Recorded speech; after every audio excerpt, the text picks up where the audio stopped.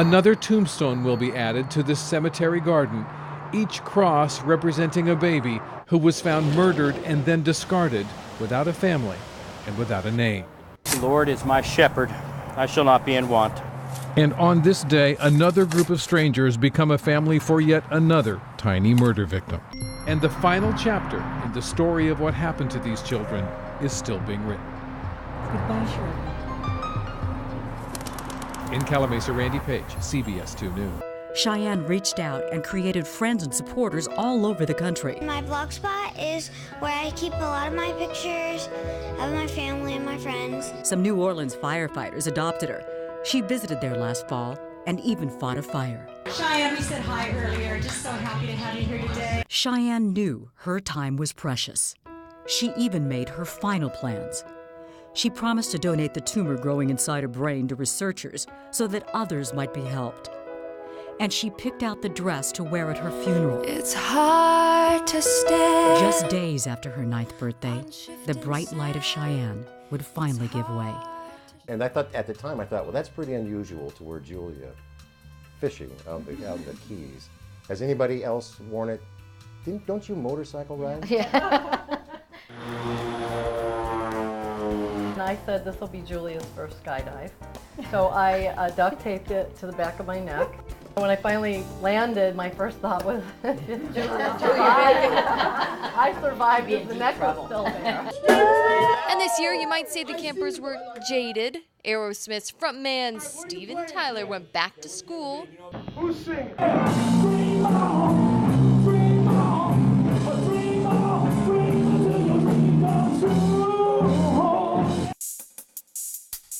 To some, they're a delicacy, to others, a pain in the grass. Not at Ruth Suisse's spa, where snail creams have a loyal following. They find out that the Allantoin, they has something that really repair cell. So slime aside, those sometimes gourmet, sometimes annoying creatures have slowly reinvented themselves, this time as a beauty treatment.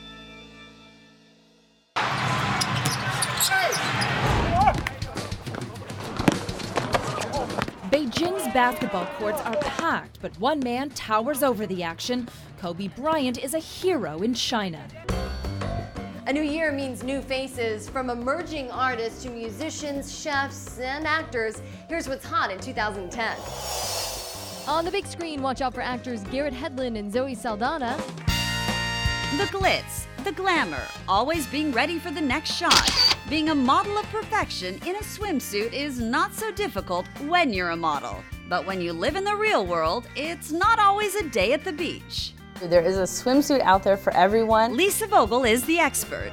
If there's anything I know, it's swimwear inside and out. Co-president of Raj Manufacturing, responsible for some of the hottest collections out there, like Hurley, St. John, Guess, Tommy Hilfiger, and her own line, Luxe by Lisa Vogel. A lot of times women don't buy the right size for their body. From beautiful restaurants to exotic fairs, celebrity-owned lounges, even places you can get a little wild, we have nightlife covered. Dine like a king or queen inside Agora, formerly a church. A gigantic Buddha watches over diners. Like the restaurant space, the drinks are sexy and sleek. The food is decadent. I savored a spicy tuna roll and duck ravioli. This is legitimate. We get people from all over the world who come. When they come to Los Angeles, they come and find us. And when they go to Las Vegas now, they're going to go and find the beso there. And with locations in LA and Las Vegas, check out Eva Longoria's restaurant Beso. And here's an inside tip. Make sure you head upstairs to Kiss Lounge to dance the night away. I'm a street person. You're just like a shadow to everybody, you know? Los Angeles is America's homeless capital. Nothing. It's just total nothingness. Over 70,000 men, women, and children foraging on our streets. I feel really alienated. 1 in 3 is mentally ill. William Laga is one of them. Like, actually, I'm a person.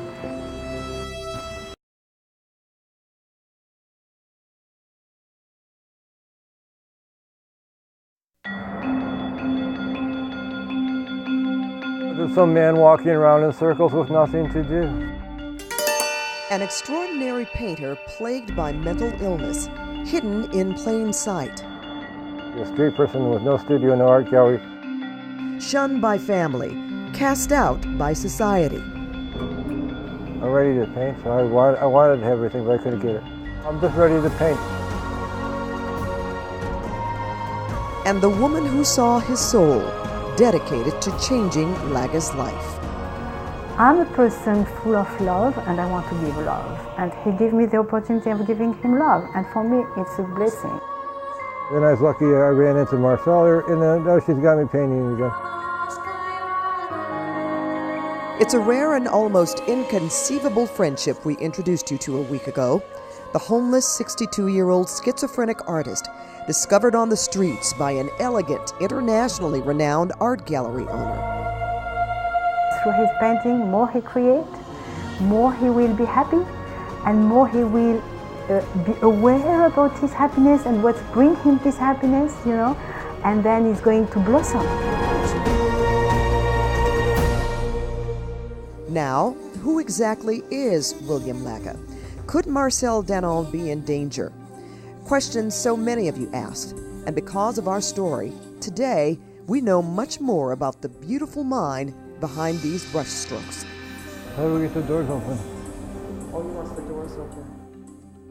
When I first met Laga in Danon's Atmosphere Art Gallery in Los Angeles, he was skittish, suspicious, rambling at times. Okay. I'm going to stand by the door and answer questions now, okay?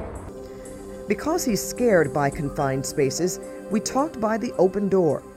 He had trouble finding the right words to describe his technique, but it didn't take words to understand. I often think to myself, if Van Gogh or Basquiat were on the streets of Los Angeles today, we'd walk to the other side of the street. Nancy Carter, the executive director for the National Alliance on Mental Illness Urban Los Angeles, tells me many suffering with mental illness often excel and express themselves through art, though most never reach their full potential because those afflicted are often thrown away by society. Mentally ill people lose their friendships, some of them lose their families. And that's exactly what put Laga on the streets. We found his family on Facebook. They live in Michigan. We learned his mother, in her 80s, is still alive. He has no brothers or sisters. A cousin told us Laga ran away from home after his family tried to hospitalize him to treat his disease. Being so young, he was hard to track. Slowly, Laga just slipped away from his family and into society's shadows.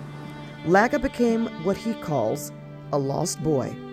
If you've been out there on the street too long, you know, and you've been out there just like a lost pup. He hasn't seen a doctor in years. He owns only the clothes on his back. He sleeps on benches or in the bushes. He has nowhere to paint, no place to store his works of art. All Laga has is a friend. So we're going to have the studio very soon. Danon's Mondays with William are the only thing Laga can count on. But is Danon doing the right thing? Befriending a homeless man knowing nothing more than the canvas he paints. 100%. It's people with hearts that can connect with a person with mental illness, who don't walk to the other side of the street when they see a homeless person, but who want to engage, who want to be a friend. And I've been seeing you for how long now, Kurt? I mean, a long time, all right? Yes. And I never, ever knew. My name is Alex Poe. And since our story aired, people are no longer crossing the street to avoid Laga. Instead, they're stopping to meet him, treating him like a person. He's a great human being. The master of Westwood. So, this is where... For the first time in almost 47 years, his life has worth. He's acknowledged, uplifted, even celebrated. With each Monday, his shadow slowly turns into light. A lost boy finding his way home.